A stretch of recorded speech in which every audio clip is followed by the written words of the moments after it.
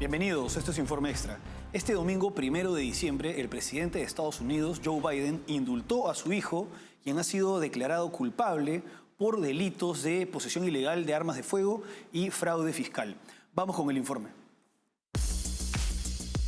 El presidente Joe Biden emitió un polémico perdón presidencial para su hijo, Hunter Biden, condenado por cargos federales relacionados con la posesión de armas y evasión fiscal.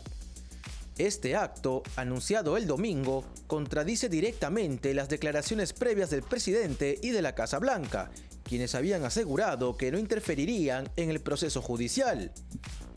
En junio, Biden declaró a ABC News que aceptaría los resultados del juicio y no otorgaría un indulto a su hijo. Incluso, hace pocas semanas, la secretaria de prensa de la Casa Blanca reiteró que no había intención de perdonarlo. Sin embargo, con las sentencias programadas para este mes, Biden justificó su decisión calificando los cargos contra su hijo como una supuesta injusticia política. Hunter Biden enfrentaba hasta 25 años de prisión por posesión de armas mientras era adicto a las drogas y hasta 17 años adicionales por evasión fiscal. Este perdón no solo elimina las consecuencias legales para Hunter, sino que también plantea serias preguntas sobre el uso de poder presidencial para proteger a familiares de procesos judiciales imparciales. Con este acto, Biden no solo contradice sus compromisos de no intervenir en el Departamento de Justicia, sino que también utiliza su posición para evitar que su hijo enfrente las consecuencias legales que cualquier otro ciudadano tendría. Este perdón se suma al escrutinio público sobre los estándares éticos de la administración y refuerza la percepción de un doble estándar, minando la credibilidad de Biden en su compromiso con la justicia y la transparencia. Son dos casos judiciales que afectan gravemente, hasta este domingo, al hijo del presidente. En primer lugar estaba el caso por tenencia ilegal de arma de fuego. En el 2018, Hunter Biden, en un contexto de su vida en el que pasaba por graves problemas de drogas, compró una Colt Cobra calibre 38, a pesar de que la ley de Delaware establece la prohibición de compra de armas por parte de personas que consumen drogas. Y en ese caso, por este caso, pesaban tres denuncias fiscales, ¿no? Tres cargos fiscales. En primer lugar, dos por las declaraciones falsas de no consumo de drogas, llenó un formulario entre estas declaraciones y además la misma tenencia de esta pistola. Ahora, por este caso, él ha sido condenado por un jurado en el mes de junio y se esperaba la lectura de sentencia por parte del juez el 13 de noviembre, pero esto se aplazó al 4 de diciembre y antes de la lectura de la sentencia ha sido indultado por su padre. El otro caso que afectaba judicialmente al hijo del presidente es uno en California por evasión de impuestos y declaraciones fraudulentas con respecto a sus ingresos. Concretamente, Hunter Biden habría dejado de tributar o de presentar o de declarar ante el Estado 1,4 millones de dólares. Y por estos cargos él se ha declarado culpable. Tal era la situación del hijo del presidente cuando su padre, valiéndose de sus atribuciones constitucionales, lo indultó. Pero además de los casos judiciales, también ha pasado por investigaciones a nivel político. Hace unos meses, el Congreso de Estados Unidos preparaba contra Joe Biden un impeachment por permitir que su hijo se favoreciera del cargo que Joe Biden tuvo cuando era vicepresidente de Barack Obama entre el 2009 y el 2014. Ahora, entre el 2009 y el 2017. Ahora, concretamente en este caso más político que no ha llegado a nivel judicial, se señalaba que Hunter Biden había tenido negocios con China, con Rusia, con Ucrania y con Kazajistán, valiéndose del cargo de vicepresidente de su padre y que Joe Biden permitía todo esto. Y con este motivo se estaba buscando removerlo pues, de la presidencia a través de un impeachment, cosa que no se pudo lograr por faltar los votos suficientes. Ahora, este domingo 1 de diciembre, mediante un comunicado publicado en la página web, en el portal de la Casa Blanca, Joe Biden anunció el indulto a su hijo, en un comunicado bastante victimista, en el que señala, por ejemplo, que su hijo ha sido procesado de manera selectiva e injusta, que fue tratado de manera diferente, ¿no? Y bueno, concretamente, y cito, Joe Biden señala lo siguiente en esta declaración: creo en el sistema de justicia, pero mientras he luchado con esto, también creo que la política cruda ha infectado este proceso y ha conducido a un error judicial. Y más adelante señala, se ha intentado quebrantar a Hunter, que lleva 5 años y medio sobrio, incluso frente a los ataques implacables y el procesamiento selectivo. Al intentar quebrantar a Hunter, han intentado quebrarme a mí. Y no hay motivos para creer que se detendrán aquí. Y finalmente él cierra con espero que los estadounidenses comprendan por qué un padre y un presidente llegaron a esta decisión. Bueno, evidentemente es más una decisión de padre que de presidente. Este comunicado viene con, no digamos un anexo, pero más abajo de la declaración de su decisión de indultar a su hijo, se acompaña la resolución federal de solicitud de indulto, concretamente la orden ejecutiva de indulto, en la que señala lo siguiente: yo, Joseph R. Biden Jr., presidente de los Estados Unidos, de conformidad con mis poderes bajo el artículo 2, sección 2, cláusula 1 de la Constitución, he concedido a Robert Hunter Biden un indulto total e incondicional por aquellos delitos contra los Estados Unidos que haya cometido o pueda haber cometido o en los que haya participado durante el periodo de el 1 de enero del 2014 al 1 de diciembre del 2024, una década de perdón, incluidos, entre otros, todos los delitos imputados o procesados. Bueno, Hunter Biden, con 54 años, hasta ahora ha sido uno de los mayores problemas políticos de su padre, uno de los mayores pasivos a nivel político de Joe Biden. Es conocido por sus excesos, por sus problemas de drogas, por los escándalos con mujeres, y en esto ha afectado y ha embarrado, y seguramente también afectó en cierto grado la campaña presidencial de su padre, que ya a su vez ya cargaba con otros problemas. Ahora, la imagen de Hunter Biden contrasta sobremanera con la de su hermano, Beau Biden, quien resaltó por su trayectoria política y profesional. Beau Biden fue abogado, estuvo en la guerra de Irak y llegó a ser fiscal general del estado de Delaware, que es de donde son los Biden. Sin embargo, murió en el año 2015 producto de un cáncer cerebral. Cuando muere, Hunter Biden se involucra sentimentalmente con su viuda. Y luego de esto han trascendido los escándalos por drogas y los problemas judiciales que ya hemos visto. Ahora, Joe Biden señala, ¿no?, al cerrar esta declaración, que espera que se comprenda la decisión de un padre y de un presidente, pero evidentemente se trata, en este caso, más de la decisión de un padre que, valiéndose de sus atribuciones constitucionales, es decir, de privilegios legales, logra la impunidad para un caso en el que a todas luces su hijo era culpable. Había sido declarado culpable y él mismo, en el caso de posesión de arma de fuego, y él se había declarado culpable en el caso de evasión de impuestos. Y esto genera un problema para la imagen de los demócratas y para el discurso que han tenido, para la postura de señalar que hay que tener cuidado con los excesos y abusos de poder que pueda tener el futuro gobierno de Donald Trump, que empieza el 20 de enero. En vista de que acá tenemos un caso evidente de abuso de poder y de impunidad escandalosa. Además de esto, tenemos que la imagen, pues, el discurso de negar la existencia de lawfare en contra de Donald Trump, que es algo que señalaban los republicanos y que señala el propio Donald Trump en sus casos judiciales. Este discurso, esta situación, esta decisión de Joe Biden contribuye al discurso de los republicanos de alertar de un lawfare, porque él es lo que está haciendo. Joe Biden está señalando que en el caso de su hijo hubo una suerte de persecución política por tratarse de ser su hijo.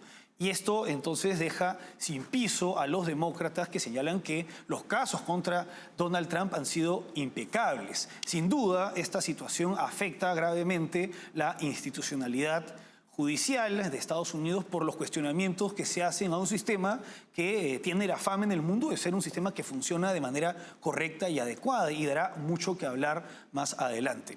Bueno, vamos ahora a una pausa y regresamos con las manifestaciones en Georgia.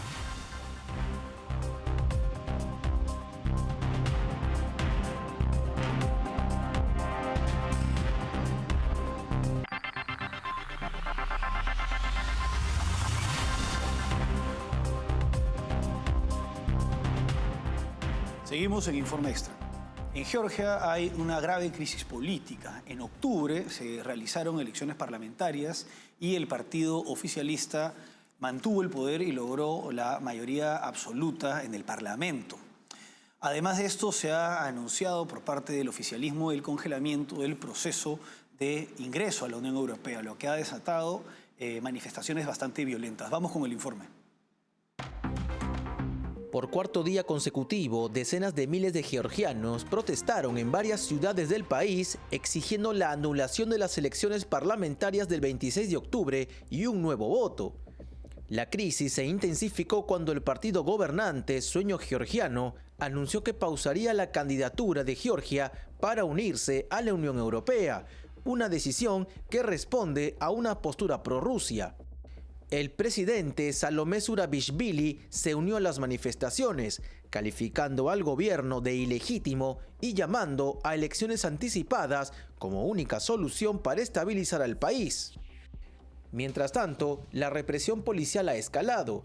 Más de 150 manifestantes han sido arrestados y se han utilizado balas de goma, gases lacrimógenos y cañones de agua para dispersar a la multitud, lo que ha generado condenas internacionales.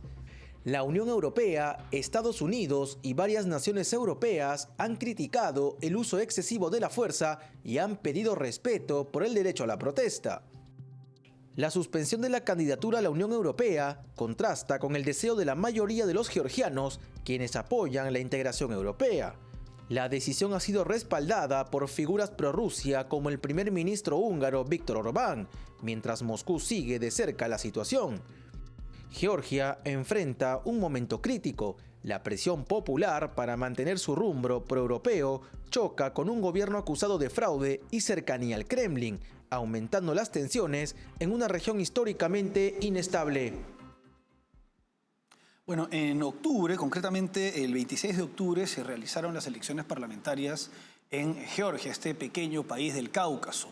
Y el partido oficialista Sueño Georgiano obtuvo la mayoría en el Parlamento. Quien había sido presidente del Parlamento pasó a ser primer ministro. Su nombre es Irakli Kobakidze y se tacha a este político y a su posición, la posición del actual gobierno, de ser simpatizantes de Putin, de ser un gobierno prorruso.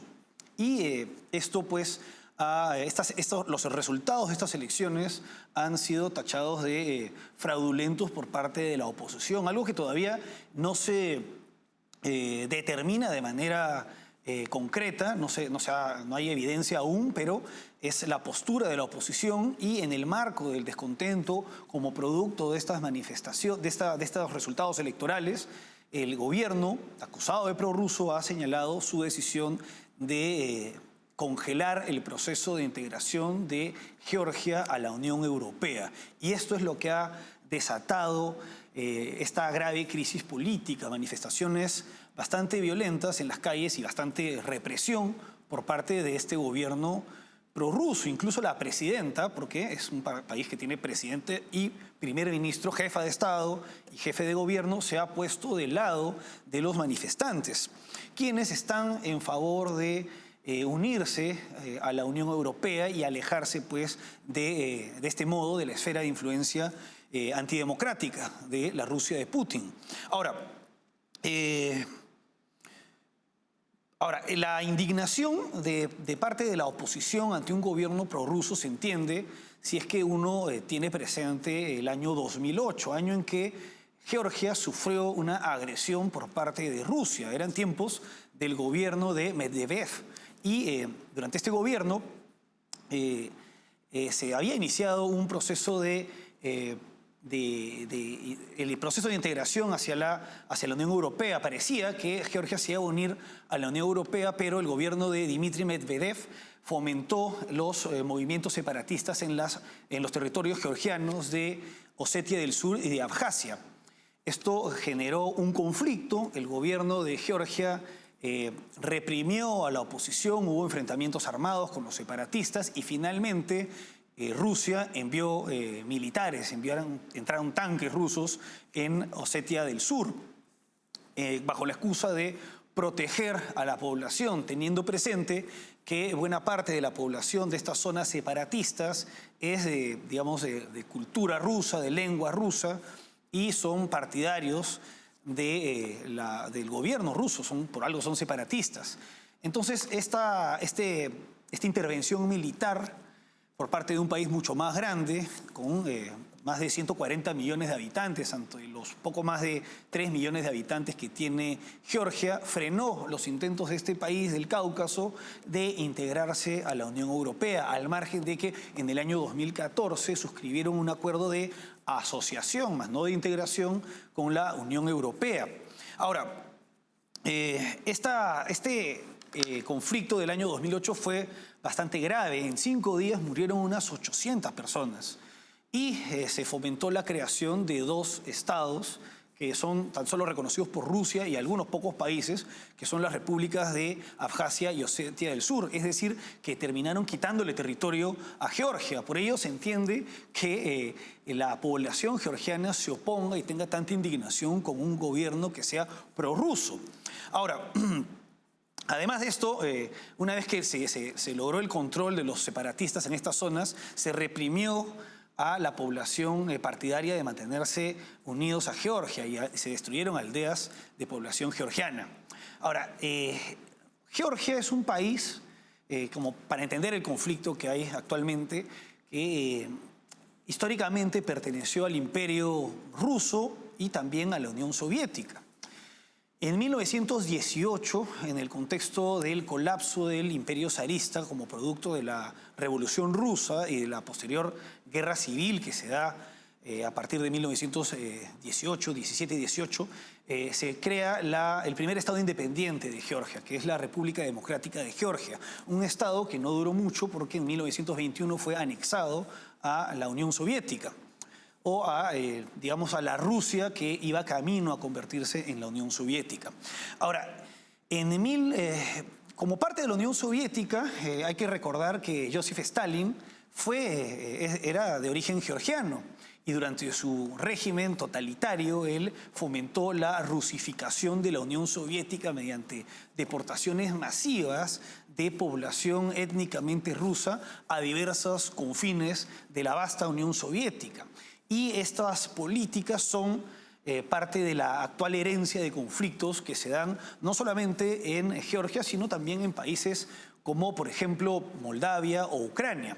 Ahora bien, en 1991, a raíz del colapso de la Unión Soviética, Georgia vuelve a independizarse de Rusia. Se crea como Estado independiente nuevamente. Sin embargo, su pasado y su historia como parte del Imperio de los Zares y como parte de la Unión Soviética, y el hecho de que existan poblaciones prorrusas generan pues el interés de Rusia de mantenerlos dentro de su esfera de influencia y además fomentar a los grupos separatistas en situaciones en las que estos países buscan alejarse de la esfera de influencia rusa para acercarse a las democracias liberales de Occidente.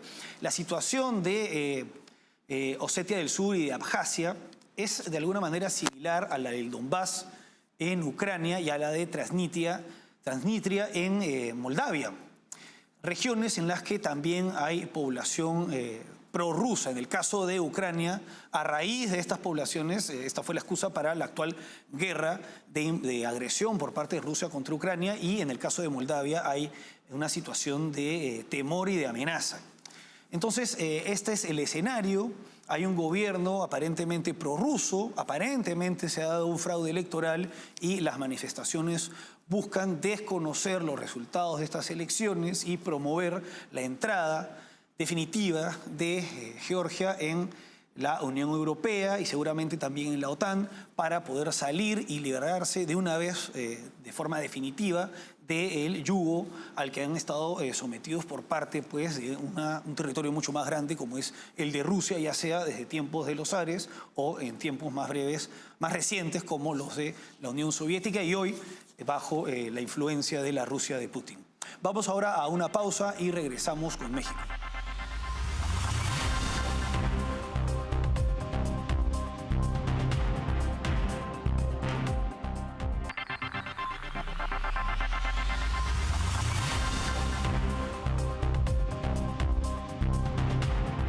Seguimos en Informe Extra. En México, el Senado ha aprobado una reforma con la que eliminarán 7 organismos autónomos. De este modo, el Ejecutivo, controlado por el partido oficialista Morena, concentrará aún más el poder. Vamos con el informe. El Senado de México aprobó una controvertida reforma constitucional que elimina 7 órganos autónomos, incluidos el Instituto Nacional de Transparencia, Acceso a la Información y Protección de Datos Personales, mejor conocido como INAI, y la Comisión Federal de Competencia Económica, mejor conocida como COFESE. Con 86 votos a favor y 42 en contra, la medida fue impulsada por Morena y sus aliados bajo el argumento de reducir gastos y centralizar funciones en dependencias del gobierno federal.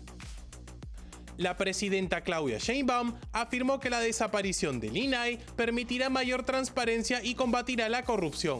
Sin embargo, críticos señalan que la reforma debilita contrapesos esenciales en áreas clave como protección de datos, competencia económica, educación y gestión energética. El senador Luis Donaldo Colosio Riojas destacó que los organismos autónomos son un logro ciudadano que garantiza imparcialidad y rendición de cuentas. Esta reforma pone en riesgo la transparencia y la privacidad y el acceso a información pública imparcial. El INAI, en particular, jugaba un rol crucial al fiscalizar las acciones del gobierno y garantizar el derecho a saber. Analistas y opositores subrayan que esta medida concentra el poder en el Ejecutivo, debilitando el Estado de Derecho al eliminar mecanismos independientes que funcionaban como contrapesos democráticos. La decisión, que ahora depende de las legislaturas estatales para su promulgación, podría representar un retroceso significativo en la construcción de instituciones autónomas en México. Bueno, bajo la excusa de reducir gastos y centralizar funciones, están eliminando organismos que sirven como para, que sirven para frenar el poder del Ejecutivo, ¿no? Que es lo esencial en un Estado de Derecho. La división de poderes no solamente se basa pues, en la división clásica de Ejecutivo, Legislativo y Judicial, sino también en la existencia de organismos autónomos, independientes, como es el caso de del Instituto Nacional de Transparencia, Acceso a la Información y Protección de Datos Personales, que es un organismo que también era proyecto de AMLO eliminarlo. Y bueno, esto todo apunta pues, al intento de, más que centralizar funciones, concentrar el poder en manos del Ejecutivo, que está controlado por el partido oficialista Morena, el Movimiento de Regeneración Nacional, que está llevando a cabo la denominada Cuarta Transformación y que en los hechos se traduce como un proceso de quebrantamiento y erosión del Estado de Derecho y de la separación e independencia de poderes. Ya lograron, con su reforma judicial, una modificación constitucional para que los jueces y los operadores judiciales sean elegidos mediante el voto popular, algo que afectará gravemente la independencia judicial, que politizará el sistema de justicia, y ahora están eliminando los organismos autónomos. Y a esto se suma el control del Ejecutivo y también el control en el poder legislativo. Sin duda, la situación de quebrantamiento institucional en México es grave y se verá con los años. Sin embargo, nada importa cuando el objetivo del partido en el poder es concentrar aún más el poder a costa del destino de sus ciudadanos. Bueno, hasta aquí Informe Extra. Gracias por acompañarnos.